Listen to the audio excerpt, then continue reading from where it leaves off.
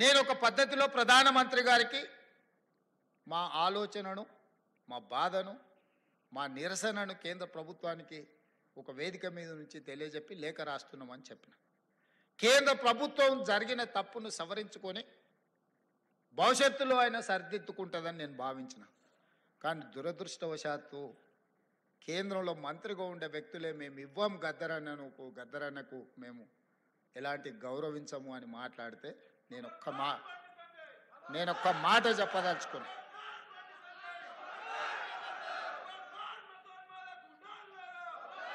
మాట చెప్పదలుచుకున్నా.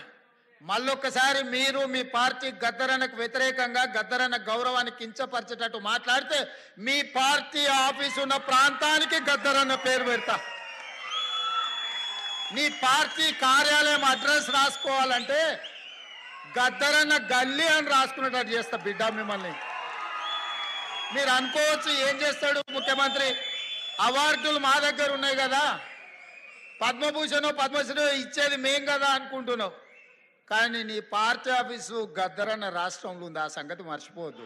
నీ పార్టీ ఆఫీసు ఉన్న ప్రాంతానికి ఆ కాలనీకే గద్దరన్న పేరు పెడితే అప్పుడు ఎవరు పేరు రాసుకుంటావు?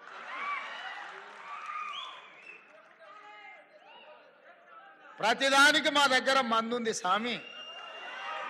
ఇంతకు ముందు ఆయన కూడా గిట్లనే నీలిగిండు, గద్దరన్నని గేటు బయట కూసబెట్టిండు. ఏమైంది?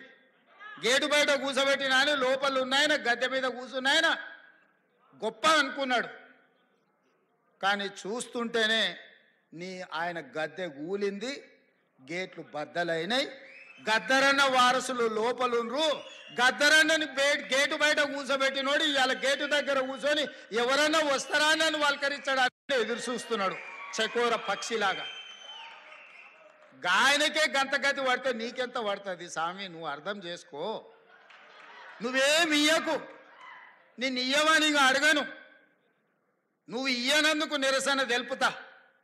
ఎట్లయితే గద్దరన్నని గేటు బయట కూర్చోబెట్టినోనికి పట్టిన గతి ఉందో వచ్చే ఎన్నికల్లో నీకు గదే గతి పడుతుంది. ఓట్ల విప్లవం వస్తుంది. గండ్ల నువ్వు కొట్టుకపోతావు. మేము గద్దరన్నకి ఇవ్వాల్సిన గౌరవం కేంద్ర ప్రభుత్వం నుంచి మేమే ఇప్పిస్తాం. రాహుల్ గాంధీతో మేమే మాట్లాడతాం. అడగం, సంతకం పెడతాం. గద్దరన్న గౌరవం ఇచ్చడానికి కేంద్ర ప్రభుత్వం నుంచి నువ్వు మర్చిపోకు. అహంకారం అనేది మంచిది కాదు. విభేదాలు ఉండొచ్చు, సైద్ధాంతికపరమైన విభేదాలు ఉంటే. చరిత్రలో సైద్ధాంతికపరమైన విభేదాల మీద చర్చించుకున్న వాళ్ళు లేరా?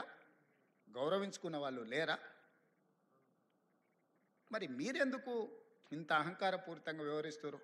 అప్పుడప్పుడు మా పాశం యాదగిరి అన్నను మమ్మల్ని ఎడా పడా చెడా పడా తిడతానే ఉంటాడు. అంత మాత్రాన మా యాదగిరి అన్నను మేము వదులుకున్నామా?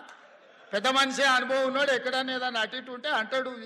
ఆయన చెప్పిన దాంట్లో ఏమన్నా సూక్ష్మం ఉంటే అర్థం చేసుకుని సర్దిద్దుకునే ప్రయత్నం చేస్తున్నాను తప్ప యాదగిరి అన్నది ఇచ్చిండని చెప్పి మన తెలంగాణ పోరాటం గురించి 9 మంది గొప్ప వ్యక్తుల్ని రాష్ట్ర ప్రభుత్వం గుర్తించి గౌరవించుకుంటాం అన్నప్పుడు పాశం యాదగిరి అన్న పేరు ఆయన అడిగిండా? అడగలేదే. మా ప్రభుత్వము 9 మంది గొప్ప వ్యక్తులను తీసుకున్నాడు, వారిని కూడా అందులో చేర్చినాము. గోరెటి వెంకన్నను కూడా అందులో చేర్చినాము, జయరాజును కూడా చేసినాము, బండి యాదగిరిని చేసినాము. ఇట్లాంటి కుటుంబాలను గద్దరన్న